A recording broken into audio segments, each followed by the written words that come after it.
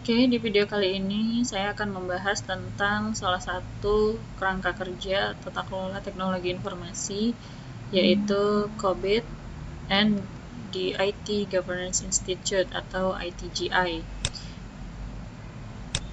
Nah, sebelumnya kita sudah membahas satu kerangka kerja pengendalian internal, yaitu COSO.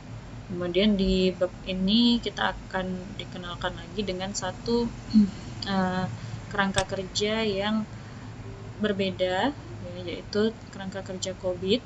Kemudian nanti di bab berikutnya kita akan dikenalkan lagi dengan kerangka kerja yang lain, konsep tata kelola TI yang lain, seperti ITIL. Lalu juga ada membahas beberapa ISO.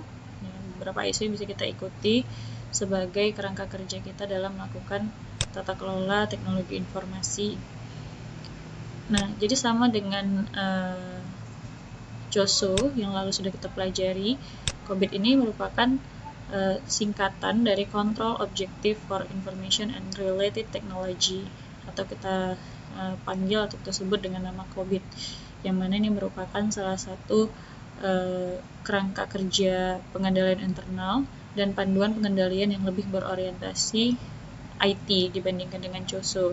Kalau COSO lebih berorientasi ke laporan keuangan, maka COBIT ini lebih berorientasi ke IT. COBIT ini pertama kali dirilis di tahun 1996 dan awalnya dikembangkan untuk auditor internal dan eksternal yang tujuannya untuk meninjau sistem komputer dan kontrol teknologi yang disebut dengan auditor TI. Namun, COBIT juga telah menjadi alat yang disukai di banyak perusahaan karena sudah mematuhi prosedur pengendalian internal Sarbanes-Oxley, yang mana ini sangat mendukung untuk tata kelola terkait dengan TI di suatu perusahaan. COBIT memberikan panduan untuk mengevaluasi dan memahami pengendalian internal dengan penekanan pada sumber daya TI di perusahaan. Nah, sama juga seperti kerangka kerja COSO, maka di COBIT ini nanti juga akan ada fokus utamanya.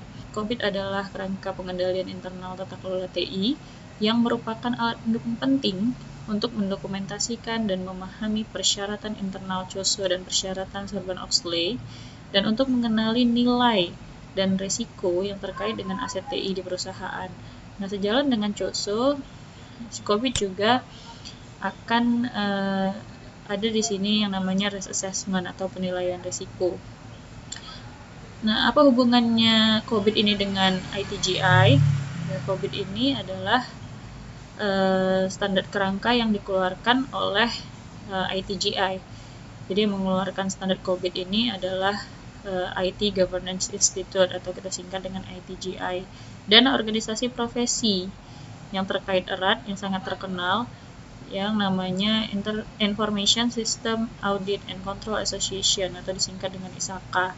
Nah, ISACA ini lebih fokus pada audit TI, sementara kalau ITGI itu sebenarnya lebih fokus kepada proses penelitian dan tata kelolanya. ISACA juga mengelola pemeriksaan Certified IT Auditors atau CISA, ya CISA, dan penunjukan profesional serta sertifikasi lainnya seperti Certified Information System Manager CISM, dan juga Certified in the Governance of Enterprise IT atau CGE IT, yang mana ini fungsinya untuk pemeriksaan IT di perusahaan.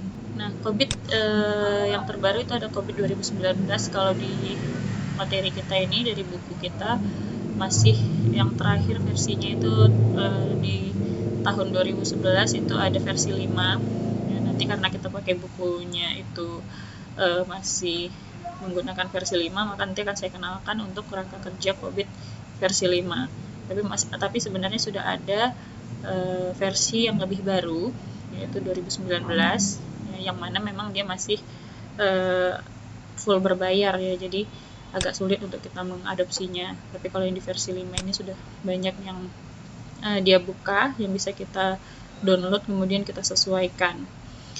Nah, edisi 5 ini sudah lama ya, dirilis ya di tahun 2011 dan sudah dipublikasi dan juga sudah diresmikan, dan banyak perusahaan yang sudah menggunakannya terkait dengan fasilitas IT di satu perusahaan. Untuk kerangka kerja COBIT ini terdiri dari 5 prinsip, yaitu yang pertama ada an integrated of IT framework atau terintegrasi kerangka IT. Nah, di sini ada bagian untuk kita bagaimana menyelaraskan nanti antara tujuan perusahaan dengan tujuan IT. Lalu kemudian dia di prinsip kedua itu ada stakeholder value drivers ya.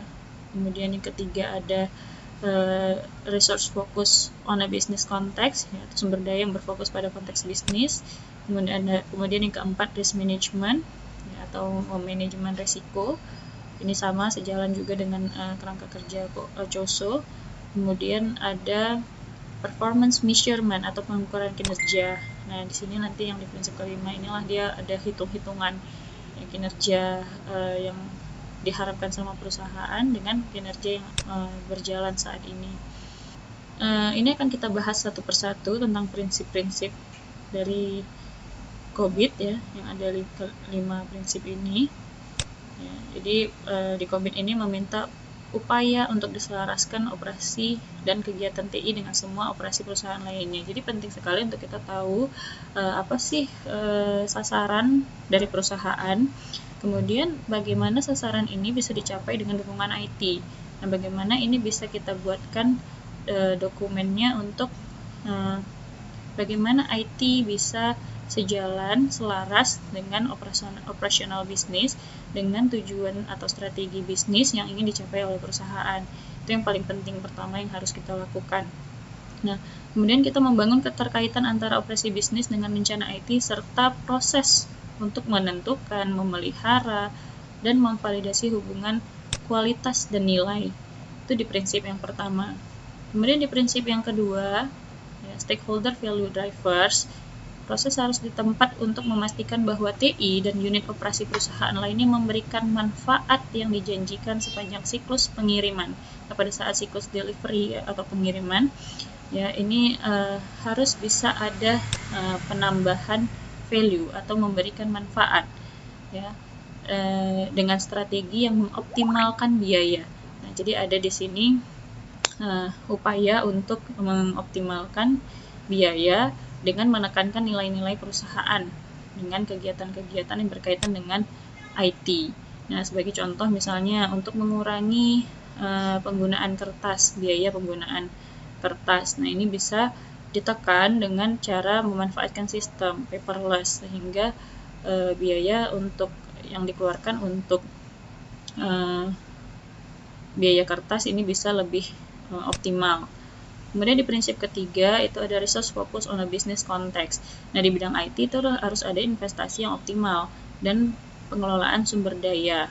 Ya, jadi harus ada bagaimana sumber daya IT ya, seperti penggunaan aplikasi, kemudian distribusi informasi, infrastruktur yang digunakan di perusahaan, kemudian orang-orang IT yang tepat, ya, the right man on the right place. Ya, ini tata kelola ini akan efektif bergantung pada optimalisasi pengetahuan dan infrastruktur ini.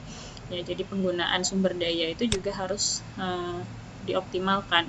Jadi tidak membuat infrastruktur yang tidak perlu, tidak membuat sistem yang sebenarnya tidak krusial gitu, nggak terlalu penting untuk dibuat. Kemudian di prinsip yang keempat, risk management, ya, manajemen. Di semua tingkatan seharusnya pemahaman yang jelas tentang selera perusahaan akan risiko. Nah, jadi harus tahu dulu, seperti di kerangka COSO juga, ya, kita harus tahu dulu bagaimana kebijakan yang dibuat oleh perusahaan, kemudian juga kita bisa melakukan rankingan atau pengukuran, ya, penilaian, risk assessment, penilaian terhadap risiko, kemudian bagaimana risiko yang paling berdampak, risiko yang paling signifikan, lalu bagaimana tindakan preventif, korektif, dan detektifnya. Itu di prinsip yang keempat ini, risk management. Jadi baik bagian IT maupun operasional lainnya ini memiliki tanggung jawab untuk memanage risiko. Ya, memanage risiko bersama, kemudian secara individu atau bersama-sama ini juga akan berdampak pada seluruh perusahaan. Lalu di prinsip yang kelima, ini ada performance measurement, ya, atau pengukuran kinerja. Nah, ini harus dilakukan pelacakan atau pemantauan ya terhadap semua proses yang berjalan di perusahaan. Ya, jadi di sini ada penerapan strategi, kemudian penyelesaian proyek, penggunaan sumber daya, kinerja dari proses, penyampaian layanan. Nah, semuanya ini akan diukur bagaimana kinerjanya. Apakah sudah baik, apakah sudah sesuai dengan yang dibutuhkan oleh perusahaan atau yang diharapkan oleh sebuah perusahaan. Nah, mekanisme tata kelola TI ini harus menerjemahkan strategi implementasi ke dalam tindakan dan pengukuran untuk mencapai tujuan ini. Jadi benar-benar harus ada indikator yang dapat mengukur pencapaian kinerja tersebut. Kelima prinsip atau bidang COVID ini menekankan elemen kerangka kerja COVID dan memberikan definisi untuk elemen kunci tata kelola TI. Jadi prinsip inilah yang menjadi komponen utama di dalam kerangka kerja COVID. Salah satu kelebihan dari kerangka kerja COVID dibandingkan COSO adalah kerangka kerja COVID ini yang lebih banyak penekanannya ke tata kelola teknologi informasi, lebih fokus kepada TI dibandingkan dengan kerangka kerja COSO murni gitu. Informasi dan proses pendukung TI seringkali merupakan aset yang paling berharga bagi hampir semua perusahaan saat ini, dan manajemen memiliki tanggung jawab untuk melindungi aset TI, termasuk sistem otomatis. Nah, jadi seorang eksekutif perusahaan saat ini perlu memahami proses-proses yang berhubungan dengan informasi dan kontrol yang mendukungnya. Nah, ini agar supaya pemanfaatan sumber daya TI di satu perusahaan itu berjalan dengan efektif dan efisien dan memenuhi persyaratan bisnis secara keseluruhan. Melalui penerapan panduan kerangka COVID yang efektif, perusahaan harus mencapai peningkatan nilai yang pertama ya, value creation. Jadi harus ada penciptaan nilai melalui IT. Nah, seperti misalnya dengan adanya sistem yang dikembangkan, maka bisa meningkatkan penjualan. Sebagai contoh, distributor misalkan. Perusahaan distributor dengan memanfaatkan sebuah sistem untuk transaksi penjualannya, sehingga di dalam satu hari itu transaksi yang dia kerjakan bisa lebih banyak. Contoh swalayan lagi ya, perusahaan retail itu juga. Nah, di kasirnya itu semakin baik sistemnya, semakin mempercepat kinerja, ya ada pertambahan nilai sehingga penjualan bisa lebih banyak yang dikerjakan gitu. Penjualan bisa jadi lebih meningkat. Itu adalah value creation gitu, penciptaan nilai. Kemudian yang kedua, kepuasan pengguna bisnis dengan keterlibatan dan layanan IT. Nah, jadi harus ada user satisfaction ya, atau kepuasan dari pelanggan dengan adanya penggunaan IT ini. Nah, sebagai contoh tadi dengan kinerja yang cepat, maka pelanggan akan lebih puas, ngantri nggak terlalu lama gitu, transaksi yang dikerjakan bisa lebih cepat.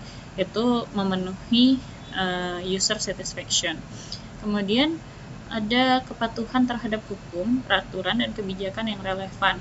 Nah, selain tadi kita menambah nilai dan memberikan kepuasan kepada pelanggan, kita juga harus tetap mengawasi bahwa sistem yang dibuat ini berjalan juga patuh terhadap hukum dan peraturan yang berlaku. Nah, misalnya di dalam sistem penjualan, nah itu ada pajak yang dikenakan, nah itu tetap harus diatur, tetap harus disesuaikan tadi dengan sistem yang dibuat.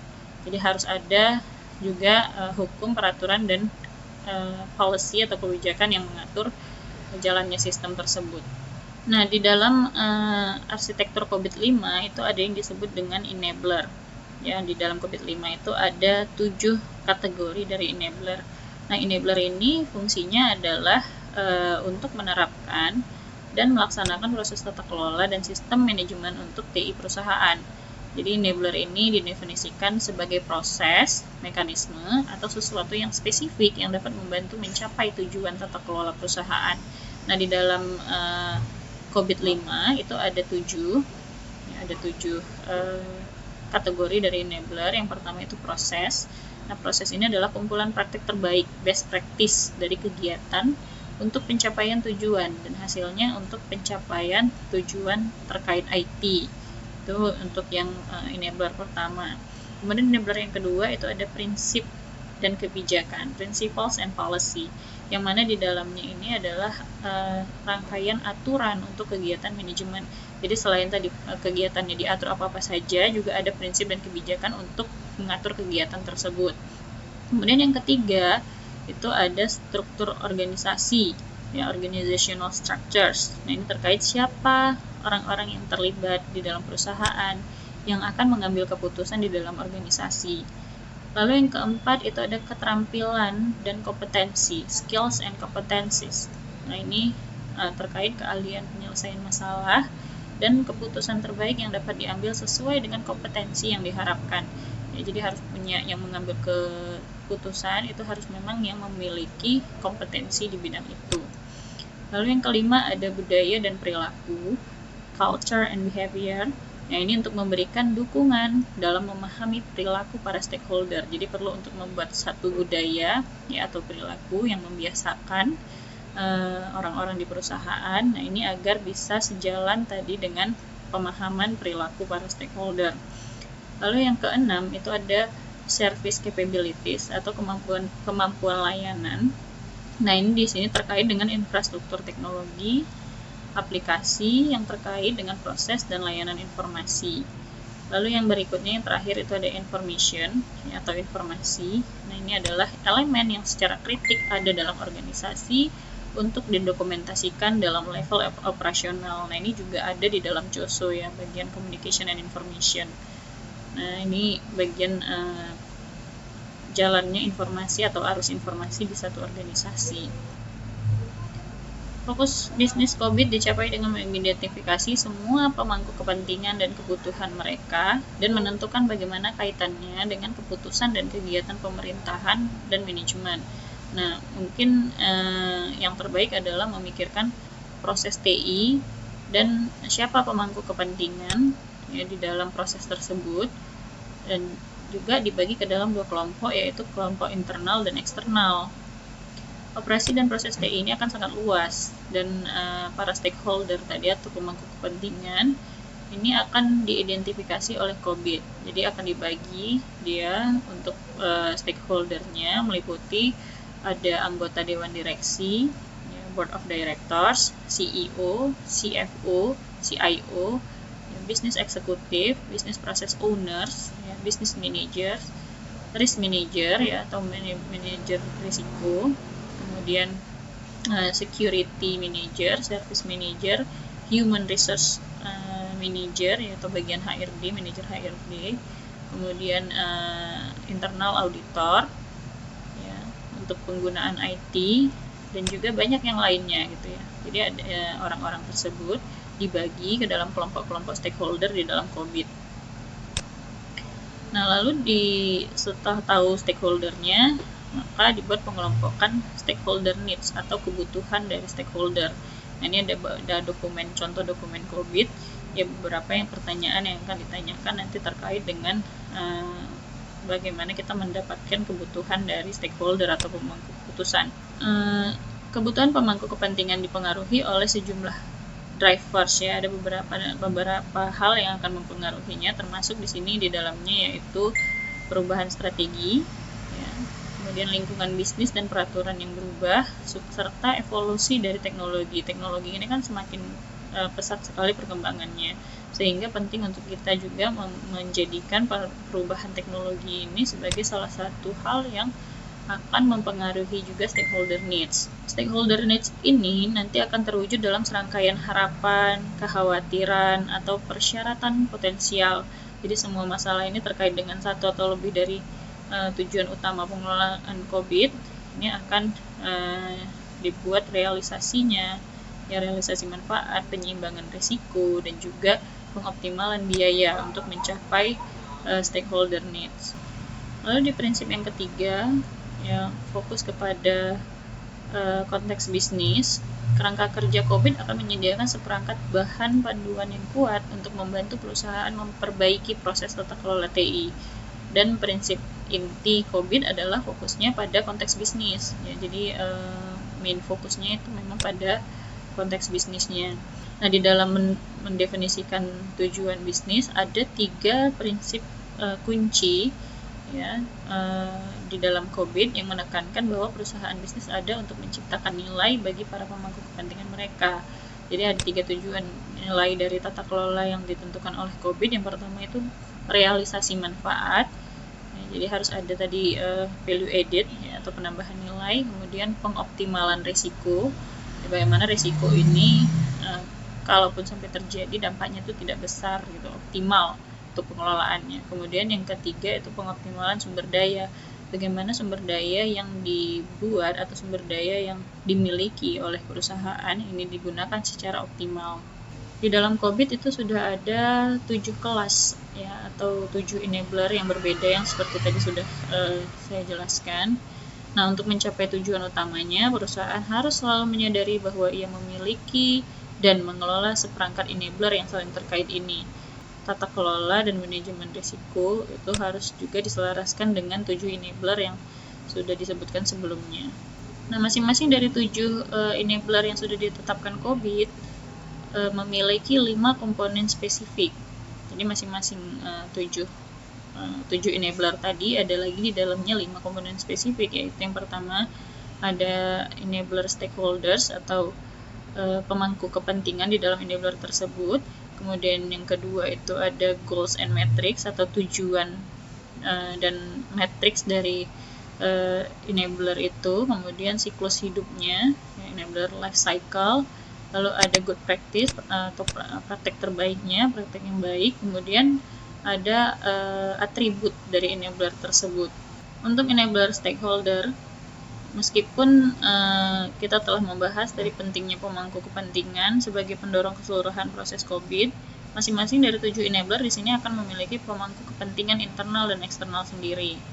Artinya setiap proses atau setiap enabler itu akan ada orang-orang yang ditunjuk sebagai pemangku kepentingan di dalamnya atau stakeholder di dalamnya. Nah, ini setiap stakeholder ini akan memiliki kepentingan dan tingkat tanggung jawab mereka yang harus didokumentasikan dengan cara mewakili atribut proses. Tipe dari enabler yang kedua yaitu goals and metrics. Nah, tujuan enabler harus didefinisikan sebagai pernyataan yang menggambarkan hasil yang diinginkan dari suatu perusahaan. Jadi tujuan perusahaan ini mau seperti apa gitu, apa yang diinginkan, apa yang dibutuhkan oleh suatu perusahaan. Nah, ini harus digambarkan di dalam bagian goals and metric ini. Jadi hasil ini bisa dibuat dalam bentuk gambaran, ya, artefak atau perubahan signifikan atau peningkatan kemampuan. Kemudian bisa juga dalam bentuk signifikansi dari proses-proses lainnya. Nah, ini adalah bagian dari tujuan proses yang mendukung tujuan terkait TI. Jadi ada penyelarasan tadi antara tujuan bisnis dengan tujuan TI yang pada gilirannya akan mendukung tujuan perusahaan. Ya, jadi tujuan TI ini dibuat untuk mendukung tujuan perusahaan. Di setiap level matriks harus menentukan dan mengukur sejauh mana tujuan tersebut tercapai. Nah, ini matriks ini dapat didefinisikan sebagai entitas yang dapat dikuantifikasi ya, dan harus sifatnya spesifik. Metrik ini harus sifatnya dapat diukur. Ya, jadi bisa dalam bentuk skala, ya, misalnya 1 sampai 5. Di angka berapa tujuan yang ingin dicapai oleh perusahaan, dan nanti juga dapat diukur bagaimana kondisi saat ini sehingga bisa dapat gapnya gitu, jaraknya dari yang ingin dituju dengan kondisi saat ini. Tujuan dapat diklasifikasikan dengan berbagai cara, mulai dari tujuan ekonomi, kemudian juga bisa yang berorientasi pada efisiensi, lalu juga sasaran kualitas untuk mencapai kualitas yang lebih baik, kemudian juga bisa berorientasi pada efektivitas ya, untuk kinerja yang lebih efektif. Kemudian ada enabler life cycle. Nah, untuk masing-masing ini harus didukung oleh rencana untuk menetapkan dan kemudian membangun, memperoleh, membuat, dan mengimplementasikan proses-proses yang akan kita jalankan ya di enabler. Setelah penggunaan atau operasi mereka, enabler harus dimonitor dan dievaluasi secara berkala dengan pembaruan objektif, atau kalau yang nggak dibutuhkan lagi bisa dibuang gitu. Jadi sesuaikan dengan kebutuhan. Jadi ada prosesnya dalam bentuk siklus. Jadi setelah selesai nanti akan kembali lagi ke tahapan penetapan, pembangunan, ya kan, memperoleh, membuat, implementasi, evaluasi, lalu kembali lagi ke tahapan awal. Yang keempat ada good practice. Praktik internal dan eksternal harus dipasang dengan menggunakan alat seperti kerangka kerja COVID juga. Jadi enabler praktek yang baik ini memiliki elemen internal dan eksternal. Kedua hal ini termasuk praktek-praktek yang baik ya terkait dengan keterampilan atau skill yang dimiliki oleh orang-orang yang terlibat di dalamnya, termasuk juga kebutuhan untuk persyaratan keterampilan objektif untuk setiap peran yang dimainkan oleh berbagai stakeholder. Nah, hal ini bisa dijelaskan melalui deskripsi pekerjaan yang ditentukan untuk tingkat keterampilan yang berbeda. Jadi masing-masing tingkatan punya tingkat skill yang berbeda-beda, dan ini harus bisa kita kategorikan. Nah, kategori keterampilan ini sesuai dengan kegiatan yang berhubungan dengan IT, seperti misalnya untuk manajemen jaringan telekomunikasi atau bagian untuk menganalisis bisnis. Nah, itu punya keterampilan yang berbeda-beda untuk di bagian yang berbeda pula. Lalu yang berikutnya enabler attributes. Ya, masing-masing akan memiliki beberapa komponen unik yang akan memisahkan mereka dari enabler perusahaan lainnya. Ya, jadi ada komponen yang unik tadi disebut dengan atribut dari masing-masing enabler untuk proses tadi. Nah, di prinsip yang kelima, ya, kerangka kerja COVID-5 ini membuat perbedaan yang jelas antara tata kelola dan manajemen. Nah, ini yang membedakan COVID-5 ini dibandingkan versi yang sebelumnya, COVID-4. Yang mana di COVID-4 itu tidak ada pembeda antara tata kelola dengan manajemen, tetapi di COVID-5 ini sudah ada pemisah yang sangat jelas gitu, antara tata kelola dengan manajemen. Jadi memisahkan dua komponen ini. Nah, kedua disiplin ini mencakup berbagai jenis kegiatan yang membutuhkan struktur organisasi yang berbeda ya, dan melayani tujuan yang berbeda pula. Jadi kalau manajemen itu memang untuk manajerial perusahaan, nah tata kelola ini dibuat dia capaiannya nanti untuk kepada agar bisa lebih mudah melakukan penilaian dan bisa memperbaiki bagian-bagian yang diberikan rekomendasi. Sistem pemerintahan mengacu pada semua sarana dan mekanisme yang memungkinkan banyak stakeholder dalam suatu perusahaan memiliki pendapat yang terorganisir dalam mengevaluasi kondisi dan pilihan-pilihan, kemudian mengatur arah, memantau hukum yang dijalankan, kepatuhan dan kebijakan, kemudian pemantauan kinerja, kemudian melihat progres dari rencana yang dibuat, kemudian juga memenuhi tujuan perusahaan tertentu.